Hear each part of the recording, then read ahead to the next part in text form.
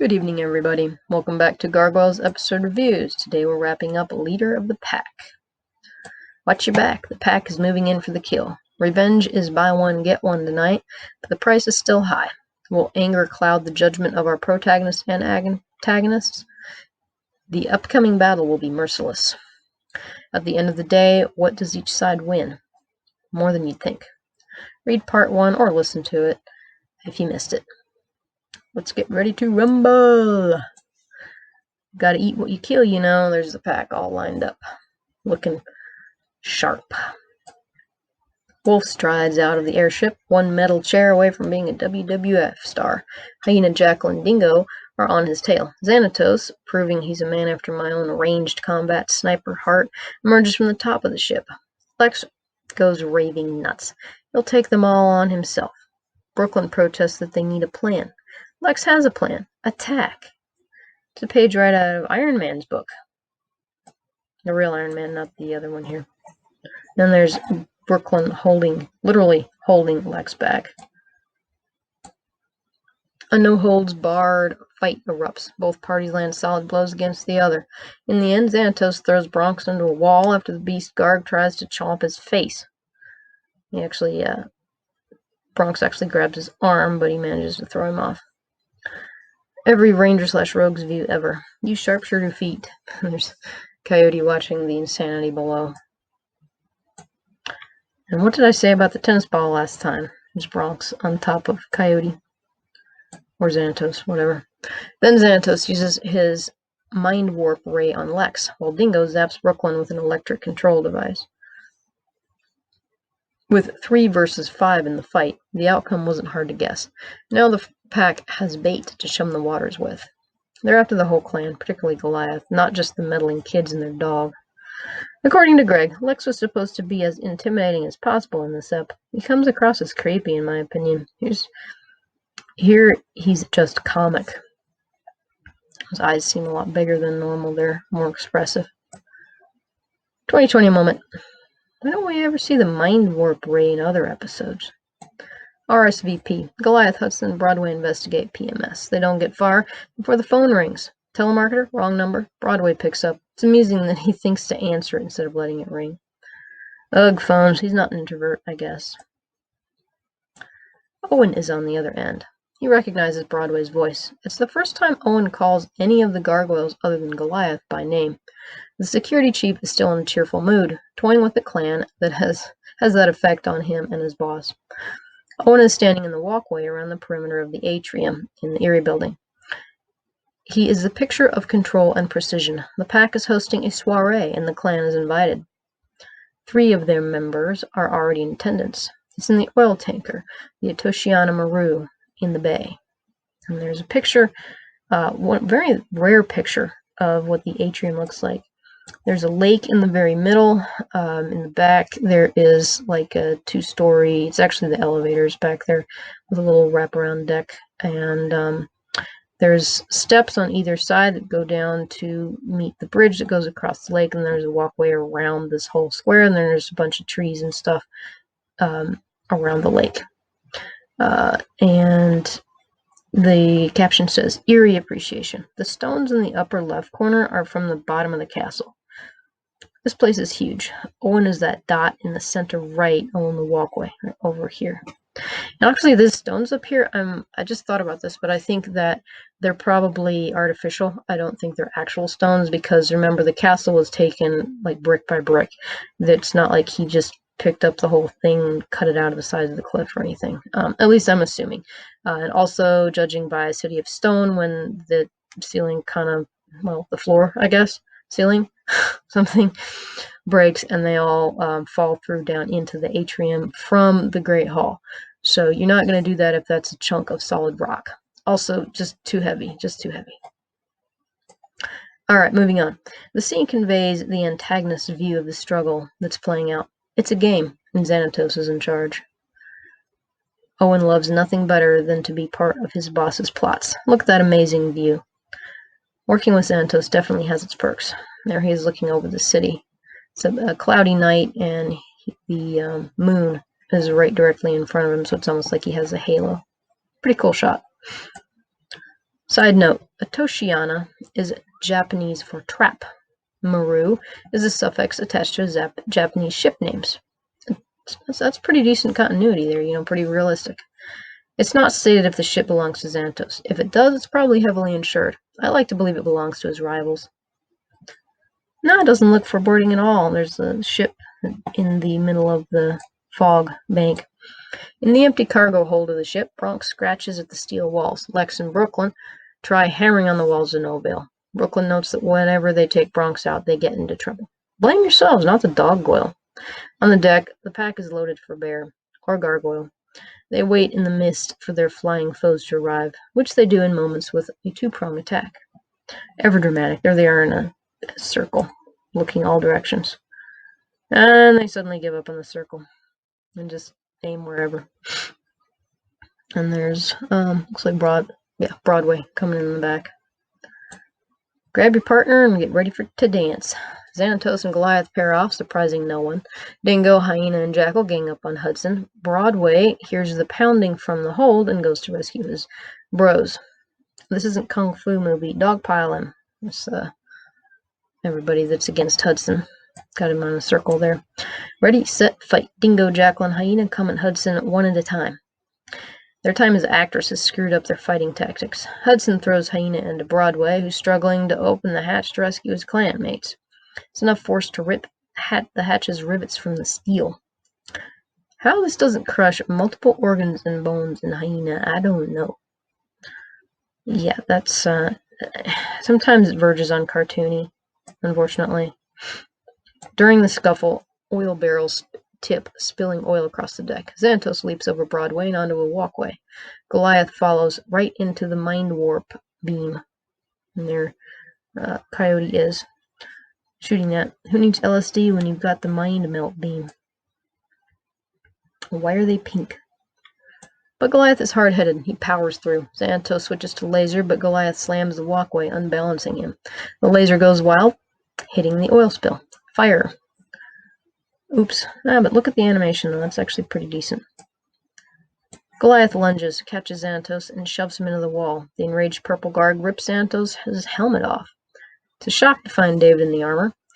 I'm not sure why it's surprising, though. Anytime a guy in exo armor appears, especially when he's using the pack as his pawns, the first suspect should be Xanatos. He looks pretty unintimidated, let's say. Pretty determined, ready to go. This is just another fun twist in the game for Xanatos. He plants a foot on Goliath's chest and kicks off into a backflip, landing on the deck below. He's upped his acrobatics game since the Edge. His usual fighting style is to hit hard and fast, use throws where possible, and dodge if able. There isn't anything fancy or time-consuming in it. If he retreats, he hops backwards. He doesn't do a backflip like the pack members. Maybe he's just found a new and interesting way to fight in the armor. Wings and tail don't lend themselves to acrobatics, in his usual exo armor. Goliath lands, ready to fight. They lock hands and begin struggling for advantage. Xanatos gets his opponent's balance first, executing a nice Seonagi. Remember, that's a shoulder throw. That's definitely a David move. There they are. You don't see Xanatos really angry often. It's like looking into a warped mirror here. There they are, fighting in the firelight, their teeth clenched. The fight and flames rage on. Lex tangles with Jackal. Hudson is still fighting Dingo and Wolf. Xanatos gets the upper hand. He's on top of Goliath, one hand on the gargoyle's jaw, and the other aiming a laser at Goliath's head. Is this the same man who stopped Demona from killing the gargoyles multiple times in Reawakening? Looking pretty happy about the whole situation is Xanatos. That's not a view you want to see. What happened to Mr. Don't Shoot from the last ep? Bronx is loose too. From the get-go in PMS, Bronx took a dislike to Xanatos in this new armor. The Beast Guard tried to eat Xanatos' face, remember? Apparently Bronx too has reached the end of his rope, not just Xanatos there, because he barrels into Xanatos. It's going to be a repeat of Reawakening. Is it going to be when he politely pins Xanatos on his back? No. Wow, he's literally chewing Xanatos' face off. What the heck? Xanatos throws Bronx off and stands up with a hand over his torn-apart face. Oh man, this is gonna be a Gus Fring scene all over again. Side note, first time I watched this up, I was shocked at this scene. Was it a dream? What happened? Surely this couldn't happen. No. I'd seen the gathering, so I knew Xanatos didn't die. Did he regenerate? Undergo extensive facial reconstruction? I never suspected that Xanatos wasn't what he seemed. Turns out he's a robot. What? Circuits and wires and steel is under the skin. You know, when I watched this, I also didn't think that, oh my gosh, Xanatos has been a robot the whole time either. So I'm glad. I'm actually pretty impressed at how they did this, because there are some characters in fiction that actually were robots the whole time. So it's not like it's a strange idea, but that was something that never really occurred to me when I watched this. It's the Terminator reborn. What a relief, though. The real Xanatos is still around and give us more villainous plots. And there he is with the iconic Coyote look with half the face gone, with like the Terminator skull underneath. And fire is raging in the back. Yeah, that's great. Lex grabs a laser rifle from one of the pack that they dropped and shoots him in the center of mass. It's a nice foot-wide hole in the robot's chest. Cyber Xanatos falls to his knees. I will have my revenge, he says. He's programmed for revenge, evidently. It's a notable change from the real David Xanatos. Goliath does a flying sidekick, tearing the robot's head off. Hyena's actually happy he's a robot. Ugh. So it's such a disturbing episode. At the end, the tide has turned. The clan has the upper hand, and Lex has a laser rifle.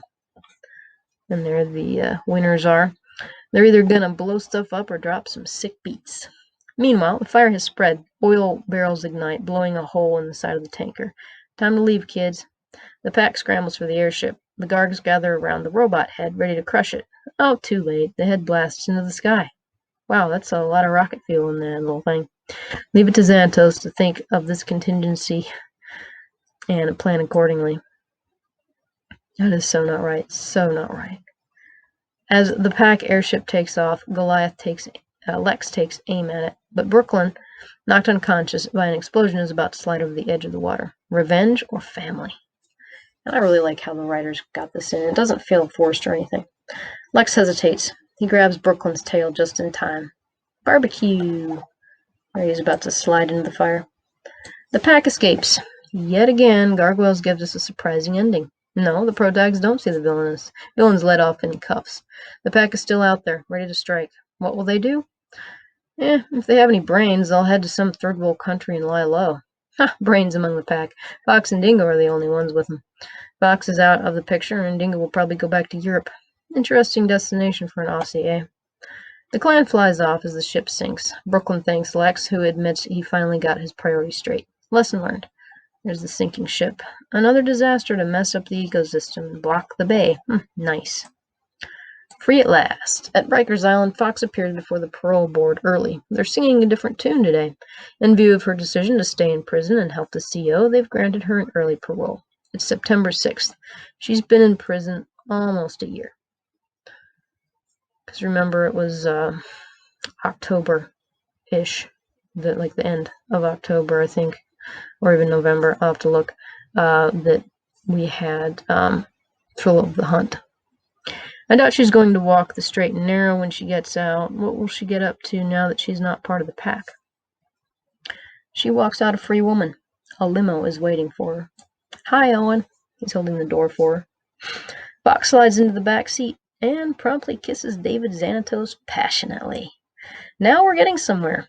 I guess this answers my question about what she's gonna do.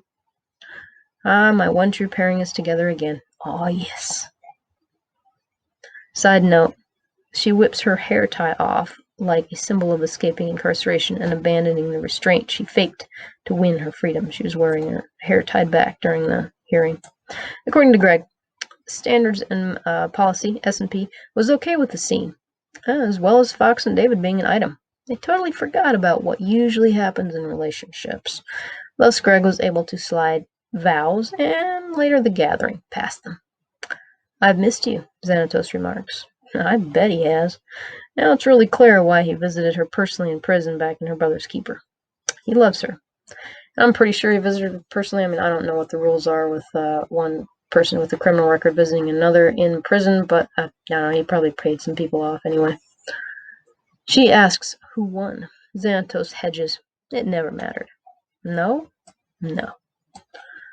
That was just the icing. You're the cake, he says.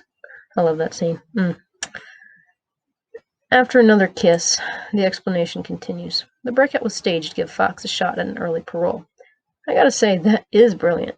It's interesting, too, that he went through all this trouble when Fox's original sentence was, quote, only 16 months, which isn't actually that short. Of course, it may be if she was convicted of kidnapping, but I really don't think she was. She had about 8 months to go, roughly. My math might be wrong. It might be 6 or 7, but anyway.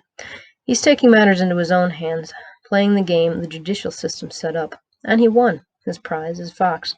As a bonus, he got the chance to test a prototype robot. Never let a crisis go to waste. It's always good to have some live combat data, as Albert Wesker would attest. This is a quantum leap in robotics, by the way. A cyborg that is almost indistinguishable from a human, with advanced AI and combat capabilities. This is the holy grail of robotics. What about your revenge? Fox asks. She's genuinely concerned about wrongs, in her opinion, against Xanatos going unpunished. 2020 moment. Puck's OTP is back together. He must be thrilled. Now there'll be an exponential increase in fun.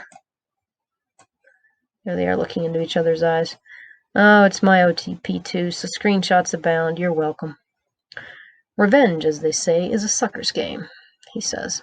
A wise philosophy. Who says antagonists and villains can't be good role models? Anger, grudges, and revenge hurt the one who holds them far more than they ever hurt the object of those emotions and actions. Even if you succeed in revenge, it will only turn out hollow. You'll have expended resources and energy for a false victory. The protagonist had to spend many episodes learning this lesson. Xanatos, an amoral antagonist, is the only one in the ep, and really in the series, who has a correct view of revenge. Why, I wonder? Was there an experience in his past that taught him this?